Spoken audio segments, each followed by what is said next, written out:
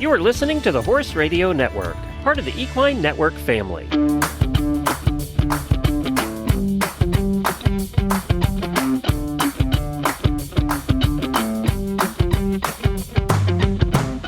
Welcome to this episode of the Business of Practice podcast, where we focus on the business and human sides of equine veterinary medicine.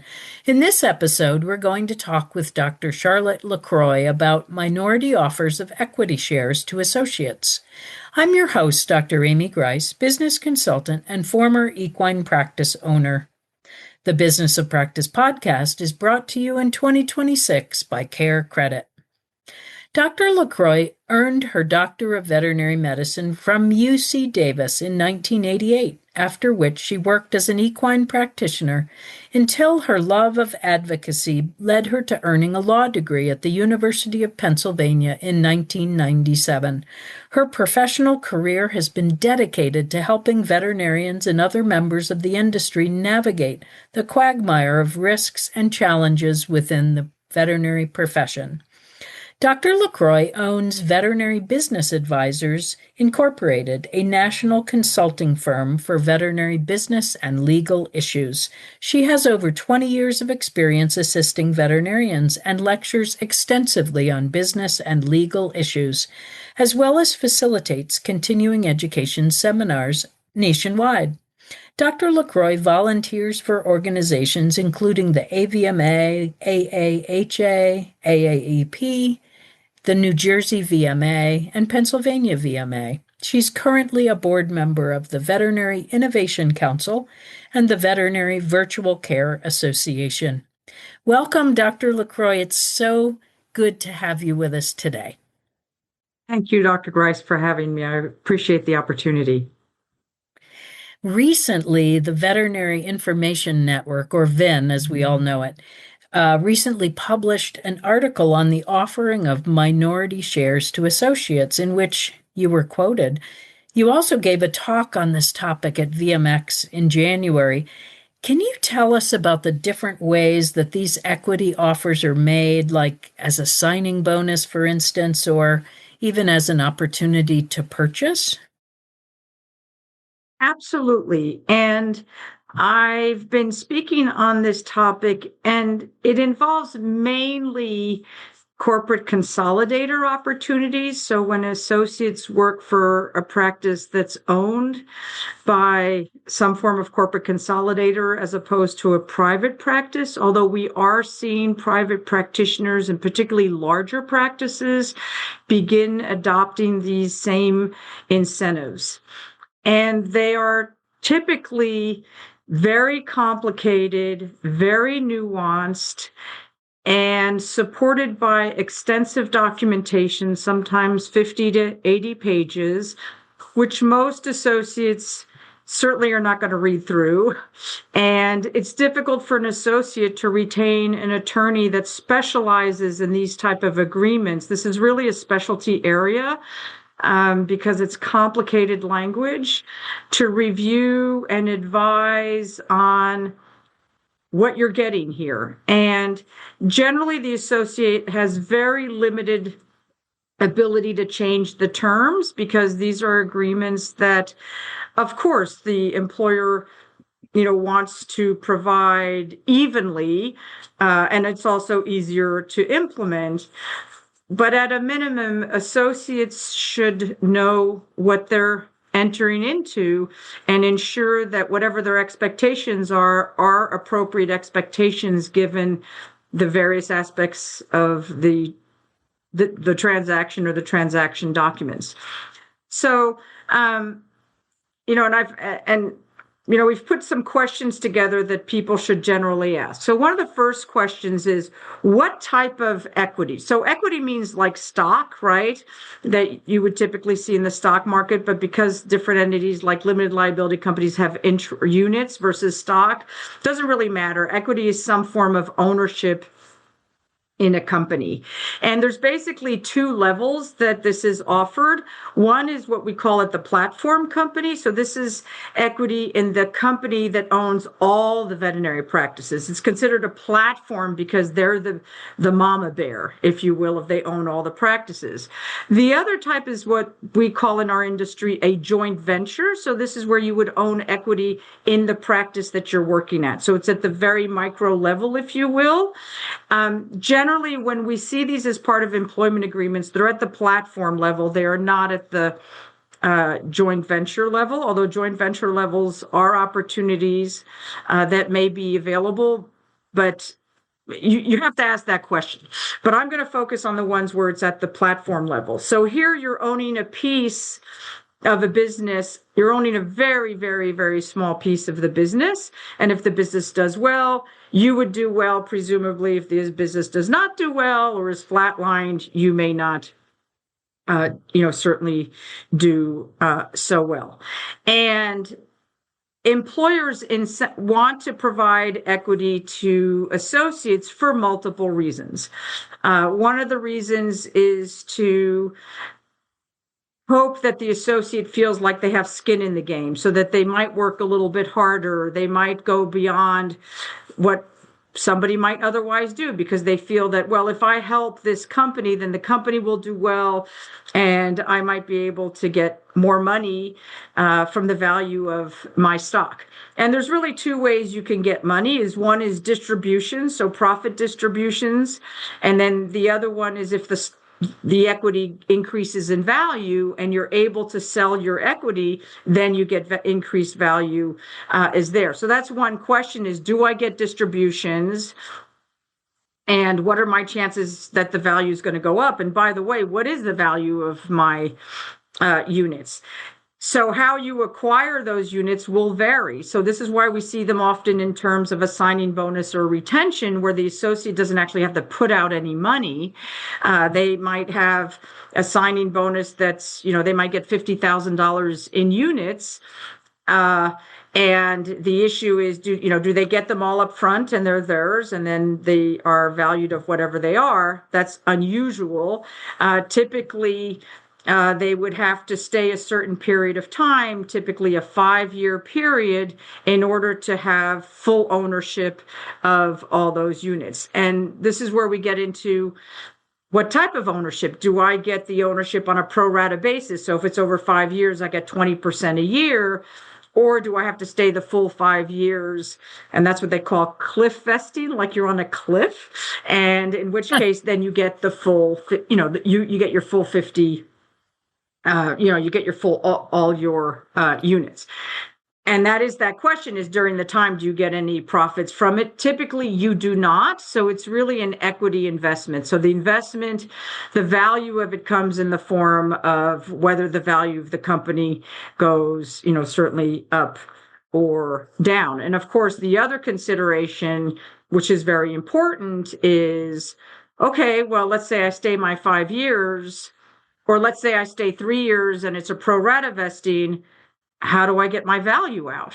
Do I, if it was worth $50,000 at the time I signed my employment agreement, when, how do I get it out? And there's two important questions. Is number one, how is it valued when you do get it out?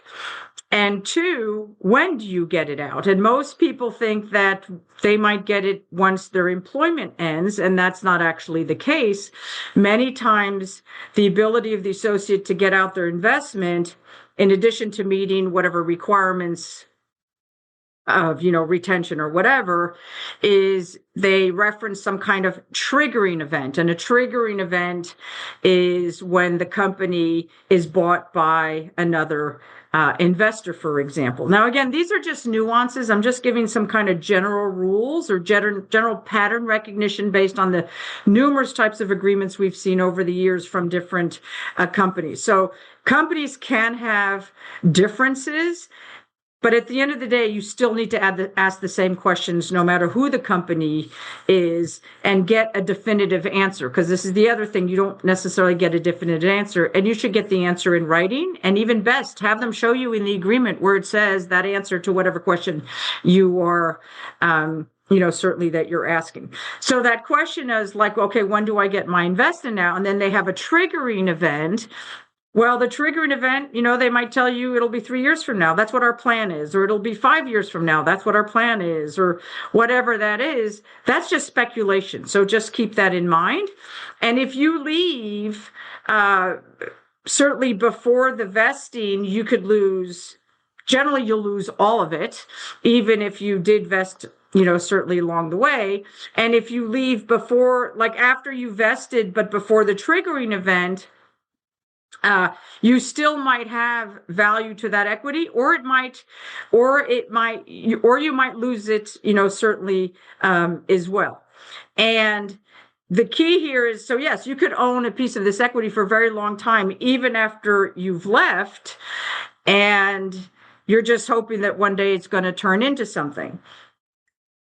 And how will it be valued when it turns into something? That's typically not arbitrary, but it's some mechanism that they control. And then the other thing, you might assume that you get paid out in cash. Well, not necessarily. They could give you cash, or they could pay you out over time under a promissory note, or they could do rollover stock. So in other words, though, that agreement might say that the triggering event might require you to roll over all that equity into the new company's equity. So it's kind of like just pushing it down the road where you actually get no cash, or maybe half of it is eligible for cash and half of it is eligible for rollover. So the thing here is that the money that you think that you might be getting when you sign your employment agreement, you may never see it, or it may be a very long time that you see it, or it might be devalued by the time you see it, and you may forfeit it certainly along the way, and that might depend on how you are terminated. So if you voluntarily quit, you might forfeit it, or if you're terminated for cause, you might forfeit it, or what happens if I die, or what happens if I'm disabled, or how I leave my employment basically varied. And then the other reason why a lot of these companies want you to have, or would like you to have these, is for the non-compete, because many times there's a non-competition with these equity documents that is far more enforceable than through your employment agreement, even in states like California that don't even enforce non-competes. They could be enforceable with these equity documents. And these non-competes could be far more onerous than the ones in your employment agreement. Your employment agreement might say you can't work for 2 years or 1 year within 35 miles of that premises. Your equity document could say that you cannot work within 35 miles from any location for so long as you own the equity. And remember, I said you might leave employment but still own equity. Guess what? That non-compete applies because you are still an owner. And there you are knocking on the door of the company saying, I want my stock out, or forget it, just take it, leave it. Well, we've had situations where I've had an associate or 2 or 3 say, Charlotte, I just want to give it up. I don't want the equity, give it up. I just want to get out of the non-compete that's in the equity documents.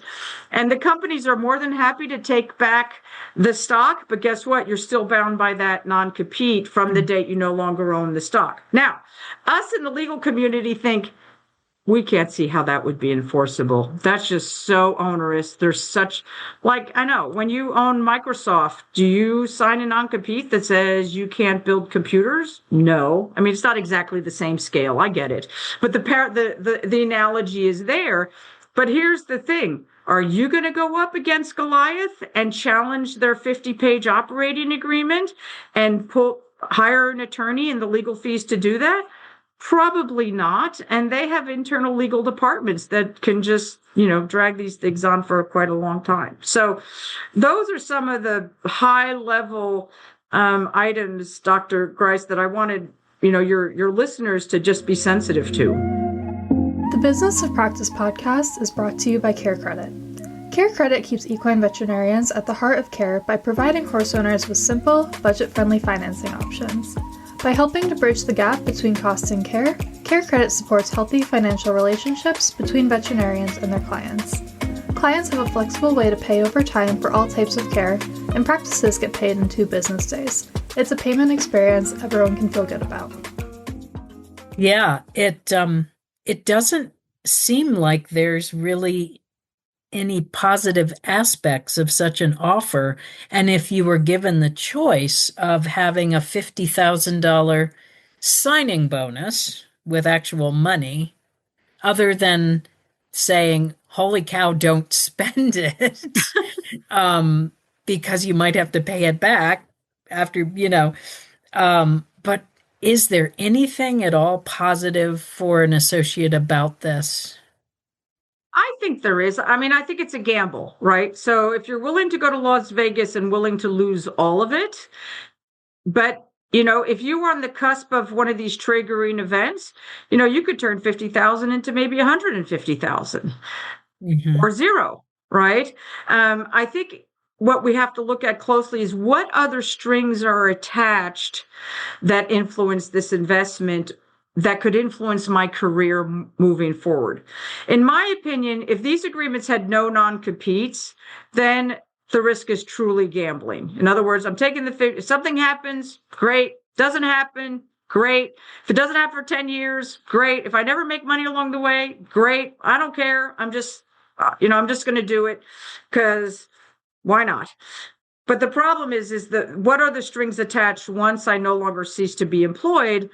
And then the circumstances of how you cease to be employed could certainly impact the value of some of these investments. There may be penalty discounts applied, for example, if you're terminated for cause, or if you just resign because, your partner got relocated to Montana and you need to go to Montana, and those things happen in life, right? So I think those are the nuances. I just don't want people signing things under false expectations. Yeah, I understand. And boy, it's so important because the 40 to 50 pages, 60 pages of documents, it's crazy. People have no idea what they're signing because it's in a foreign language, frankly. Oh, it gives me a headache to read those documents. Yeah. They're very complicated. It takes an hour for every 10 pages. It's tough. Yeah, exactly.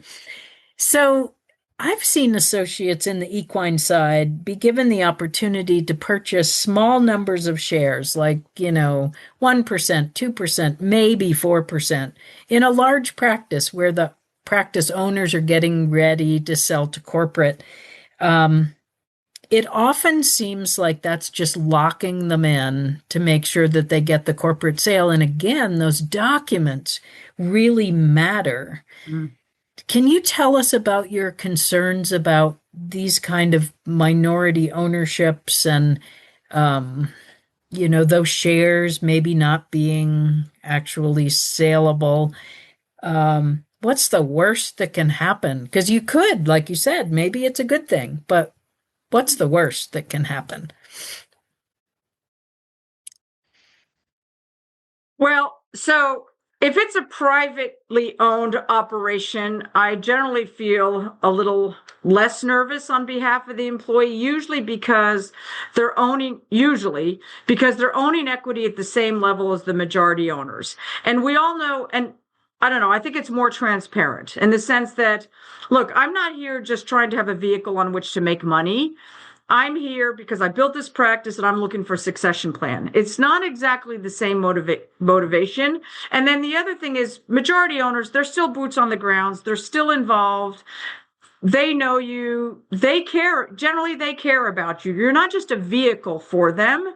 And so in that case, and because the 1% is governed by the same document that everybody else is bound to, and generally also because the valuation that they get, you're going to get that same valuation either. It's not layered or there's going to be preferential pricing, like so many potential mirrors and smoke screens that you're left, holding one apple out of the apple tree instead of maybe a branch to which you were entitled to.